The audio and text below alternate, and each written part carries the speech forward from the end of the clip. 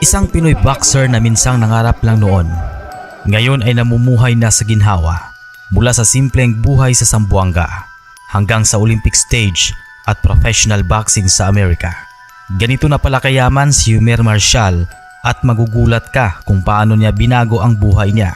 Pero bago ang lahat, sa mga hindi pa nakapag-subscribe, huwag kalimutang mag-like at mag-subscribe sa ating channel at panoorin ang video na ito hanggang dulo.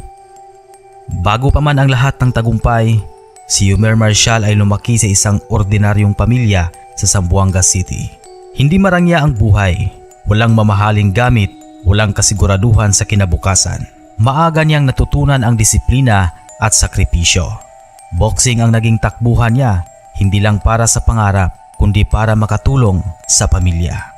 Dito nagsimulang makilala si Yumer sa amateur boxing. Sunod-sunod ang panalo niya sa SEA Games, Asian Championships at World Championships hanggang sa dumating ang Tokyo Olympics 2020 kung saan nakasungkit siya ng bronze medal. Isang karangalang bihirang makuha ng isang Pinoy boxer. Dito pa lang, nagsimula ng tumaas ang kanyang halaga bilang atleta. Dahil sa Olympic medal niya, tumanggap si Yumer ng cash incentives mula sa gobyerno at pribadong sponsors. Milyong piso na premyo, bonus mula sa PSC at mga local sponsors, endorsement at suporta mula sa boxing community. Ito ang unang malaking hakbang niya patungo sa financial stability. Hindi nagtagal, gumawa ng malaking desisyon si Yumer.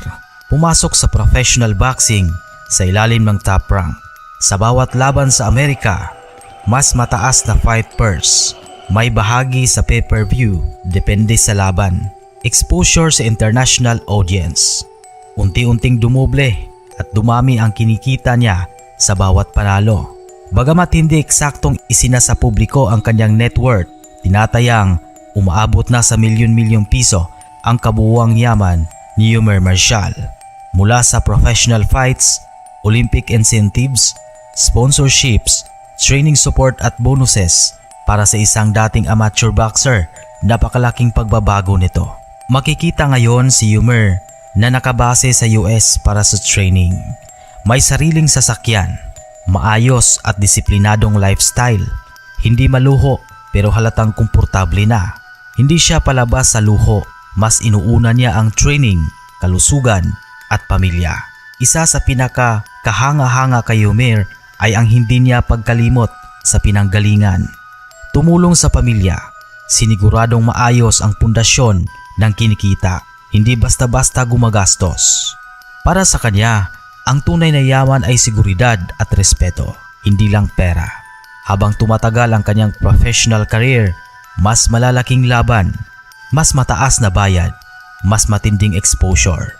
At kung magtuloy-tuloy ang panalo niya, mas lalo pang lalaki ang kanyang yaman at pangalan sa boxing world.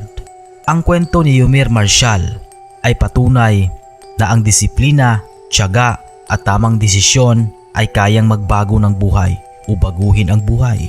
Mula sa simpleng Pinoy, ngayon ay isa ng international boxer na may ipinagmamalaking yaman at dangal. Kaya kung nagustuhan mo ang kwentong ito, paki-like, share at subscribe na rin sa ating channel para sa mas marami pang kwento ng tagumpay ng mga Pinoy boxer.